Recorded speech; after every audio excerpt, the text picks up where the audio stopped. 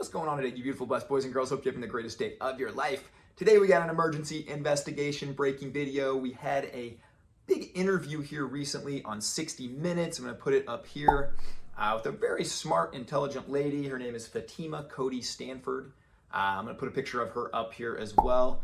She did about a 10-12 minute interview that caused a lot of waves. There's been a lot of really passionate reactions going both ways from some of the comments and things that she said that, quite frankly, some of them are in my mind pretty wrong and dangerous to say. Some other points I think she made were really valid and that we should take into consideration. So I kind of wanted to break that down with you guys today, give my take on it. Did a lot of research on this video and see what you guys think too. Now, before we hop in, who is Fatima Cody Stanford? She's clearly a very intelligent lady. She's a Harvard professor, an MD, a scientist, a policymaker, and an obesity physician. So she's clearly a very smart, intelligent lady. I think, again, we need to try and give merit to a lot of things she says and really kind of have an overall good view. I know you get more clicks if you just come out and take the 30-second thing she said and blast it and hate on it. Not really about that on this channel. We're trying to discover truth, trying to see everybody's lens and point of view, how we can learn from it, and then also, make our points kind of based in reason and facts and see where we can all learn and grow from. So let's dig into it, guys.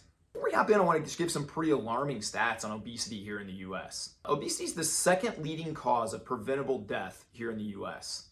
Smoking would be first. And now that even triggers some people when they hear the word preventable. And we'll get more into that as her topic, as she kind of really took the onus off the individual and put it more on genetics and things outside of people's control, which I think made a lot of waves. And, I go back and forth on a lot of this stuff. Again, I do agree with her on some things. Others I don't. We'll get into that here shortly. In other nations, you have about a 10% or little less chance of being obese. Less than 1 in 10 people globally are obese. If you're here in the United States, you have a 45 to 47% chance of being obese. So 4.5 out of 10 people are obese. So when we look at just that right away, we got to say, well, what are we doing here in the States that other people aren't doing? If this is a preventable disease, why are so many more people obese here in the States as opposed to globally? When we look at more trends here in the US too, and we say, okay, now closing in on half of adult Americans are obese. It clearly wasn't this way a few generations ago. I just did a quick Google search of beach pictures back, 2-3 generations ago, and here's what we found.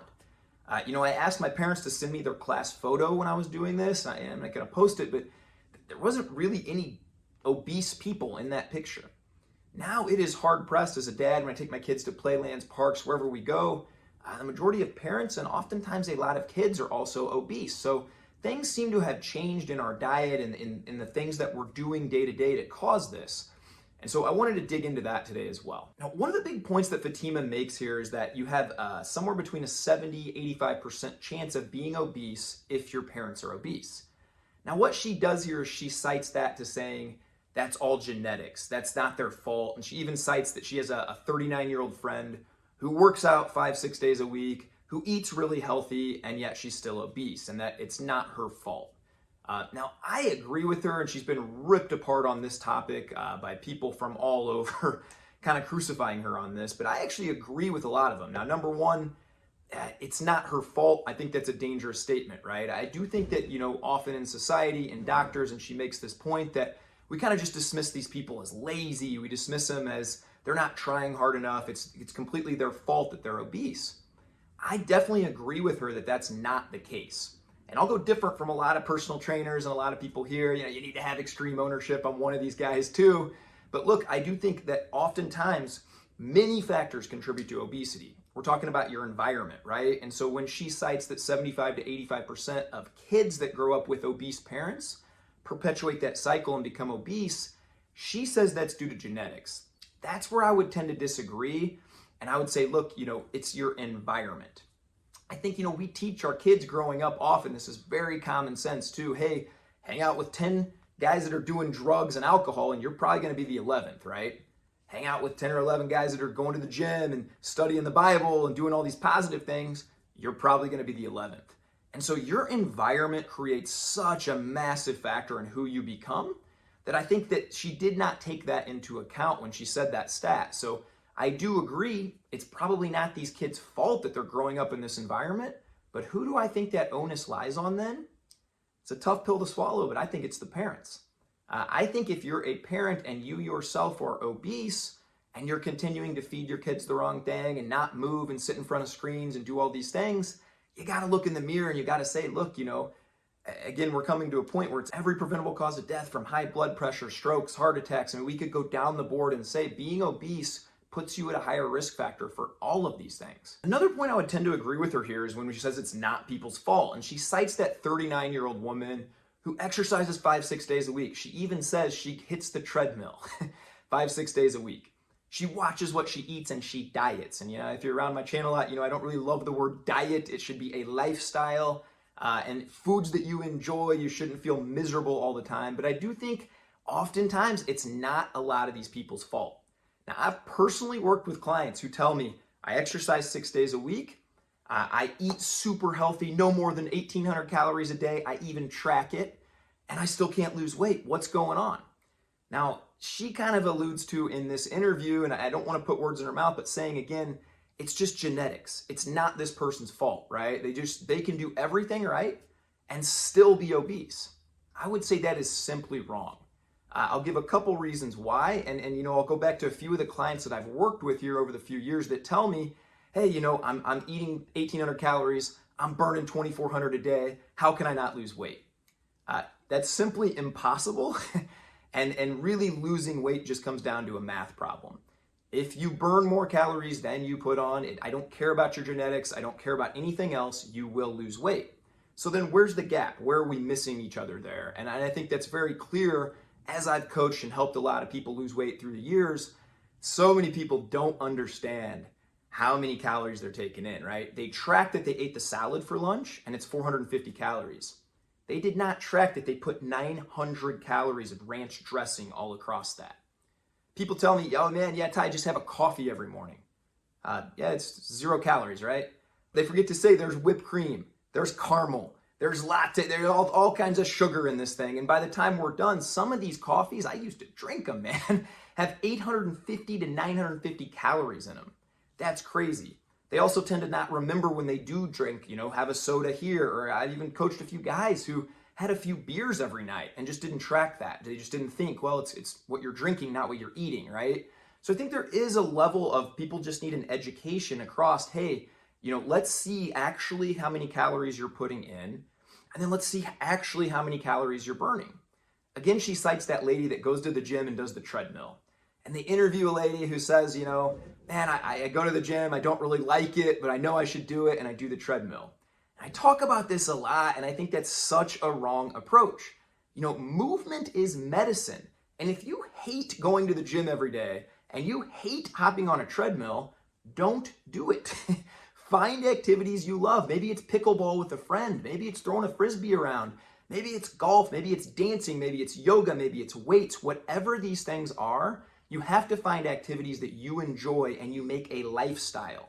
So it's not just I'm dieting for this period of time.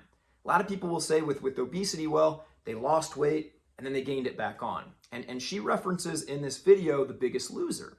And this is, again, where I will 100% agree with her. She's been crucified for saying this, but it's somewhere along the lines of 95% of contestants on The Biggest Loser put the weight back on when they went home. Now, again, this is where we differ. I agree with her on that point, and I agree with her by saying, there's got to be different factors, right? Well, what she says is, again, it's just genetics. These people can't do anything. Look, they took all the weight off, but she says they have what's called a set point, and that their body will always crave the calories and go back to that set point. I think that's just completely false, to be perfectly honest. And what I would say to that is, look, if you have ideal circumstances, these people leave their jobs, they leave their families, they leave their kids, all the stressors of life, and they live in a home with a bunch of personal trainers and highly motivated people. So, they're relying on motivation every single day. They eat perfectly every single day. This isn't realistic, though, when they go back home. And that's why I think it's dangerous. I've spoke out against this a while. I don't think this works. This is why dieting doesn't work, right? And so to just blame it on genetics, it basically takes the onus off the individual. And if I was working with people, and I have, that are 350, 380 pounds, I'm not setting a goal that, hey man, in 6 months we're losing 120 pounds. I don't even want to do that with these people. I want to set goals that we're changing your lifestyle. Have a 3-year vision with me, right? And I know that wouldn't sell on a TV show and that's not popular. Hey, come in and we'll track you for 3 years. They want the 6-month fix, the 3-month fix, right? And that's what everybody signs up for.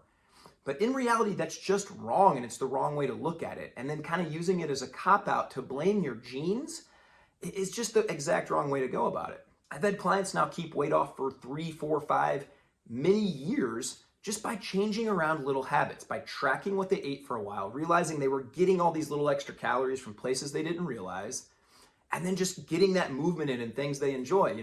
I got a client who just put a treadmill in his basement and he watches 1 hour of sports every night while he walks.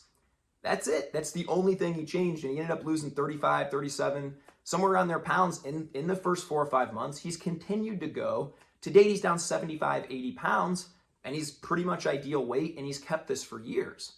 Does he just have bad genes or good genes, or his set point was higher? Absolutely not. It's a math problem. He's every day in a calorie deficit, and his body is then going to lose the weight. So although I agree, man, she's super smart and makes some very great points. I think we can learn from a lot of these things. Environmental factors have a big play into these things, and we need to be more, I would say, open to that and not just blaming people. I think too much as a society, we look at people and we say, oh, they're obese, they're lazy, they're this, they're that. Oftentimes they just don't know, right? They just need education. Another big point she makes about 3 minutes and 20 seconds into this clip is she holds up her hand like this and says, diet and exercise play this much of a factor. And she says it's about 10 or 15%. And then she says genetics makes up the other 85%. Again, I think that's a very dangerous message. I think that's a very wrong message. And I think what it really does is takes the onus off any individual. If I was an obese person and I heard that, well, I would just have a cop-out right away and just say, well, yeah, I mean, it's, I guess there's nothing I can do, right? I'm powerless. I think that's the problem with a lot of this messaging that goes out today. I don't really want to get into it, but if I'm really honest, as I've kind of seen the mainstream media, how they operate, and I don't really watch shows like this much anymore, but I watched this entire clip of 60 Minutes, and you know what it really was? It was a drug ad. It's a pharmaceutical ad. Who do you think pays for their sponsorship? Why do you think they have these people on there saying this? Do you really think she even believes some of this stuff that she's saying? Or do you think she's paid hundreds of thousands of dollars to promote this weight loss drug to people at the end of the video who these people are cheering because, again, they've tried everything, right? They've been on the treadmill. They've done these things and nothing works. It's not their fault. Just take a pill. That's the whole message at the end of this video. And to me, that's the biggest problem that I have. And I see this shifting in our society today too, where, if we have a lifestyle change and some things you have to take ownership of, you have to say, I don't like getting up early. I told myself I wasn't a morning person for 34 and a half years. You know what made me a morning person? Getting my butt up in the morning and getting moving and getting to the gym. You just sometimes need to look yourself in the mirror and say, I'm tuning some of this stuff out. Because I think our society, our government, a lot of these people, man, they want to sell you, and it's almost like a snake oil thing. And I got really, I would say, sad, irritated as I watched through the end of this, and they're just plugging this drug. So they have these experts come on, they do this, and they make some things that are true and some things that aren't. And what they're really doing, though, at the end of this clip is saying, it's not your fault. There's nothing you can do about it. Take this pill, which, by the way, is $1,300 each month, $1,300 a month. What it will also do is start to reduce a lot of your muscle because you're just not getting, it's just blocking the amount of calories that goes into your body.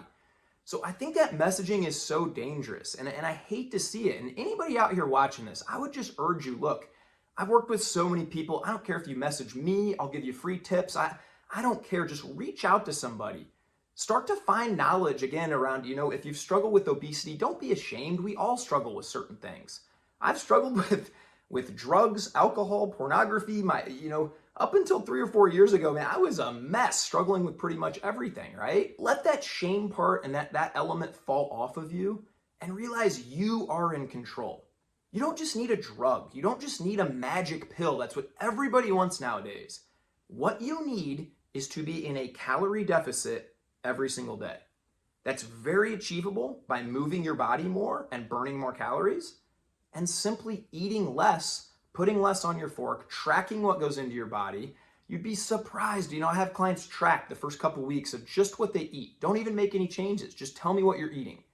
It's crazy. They come back and say, yeah, I didn't even realize I was just grabbing a handful of this or that at the office. Yeah, just a little cookie here, a little cookie there in the afternoon. This stuff adds up so much more than you would know. I think if you're fighting a weight problem, just tracking for a couple weeks everything you eat, being honest with yourself, and then asking, how can I just get a little bit more movement of things I enjoy? Again, I'm not telling you to go on a crash diet. I don't think that works. We see that from The Biggest Loser. We see that from a lot of these things. You have to create a lifestyle that you enjoy that promotes health and movement. You know, I tell my clients all the time to think of yourself, hey, what would a healthy person do?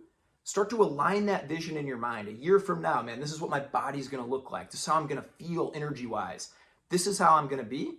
And then you just start to create that a little bit here and a little bit there. I recently read a book called Salt, Sugar, Fat, How the Giants Hooked Us. And look, you know, again, when I look back at these pictures from, 3-4 generations ago, a lot changed around the 80s in the US with obesity rates, with health problems, with all these things. And again, I don't want to get super conspiratorial here. That's not what I'm about. But if you really look back to where they push this food pyramid and eat 11 grains every single day, and sugar's not the problem, right? That was very intentional. And if you read this book, it's super eye-opening about how they figured out, they call it a bliss point, and they try and addict kids very early to cereal, which is just coated in sugar, right? To these Starbucks drinks that are just coated in sugar, and they addict you to sugar. They put sugar in everything. And the more I've read and studied, the more I've seen sugar as enemy one. And again, I think all this stuff's kind of related, right? If you break free and you take ownership, and if you look yourself in the mirror today and you say, I have the ability to lose weight. Every time I put something on my fork, I have the ability, my portions, I am in control of that. I'm in control if I wake up a little earlier and get to the gym, get moving, get walking, do these different activities I enjoy. I'm in control. There's a whole segment of society that doesn't want you to think that. When I watch a clip like this on 60 Minutes and I see these experts like Fatima coming on, it really highlights to me that there's a big incentive. If you go to Charlie Munger, I love this guy, and he says, show me an incentive, I'll show you an outcome. There's a real incentive for, who's running our country. If we're honest about it, who buys the politicians, man? It's pharmaceutical companies. It's big food. It's big pharma. Well, they have an incentive for, they don't make money off a guy like me. I'm just going to be very honest with you. I don't think I've been a doctor in a while, right? Like, they don't make a lot of money off the healthy people. But if you're taking a $1,300 a month pill that's also going to cause side effects that needs you to take another pill and another pill and another pill, you're a very good lifelong customer. So when I see things like this, I want to try and challenge you to unlock your mind and to really say, to not buy into this narrative that you don't have the power. It is simply a math problem.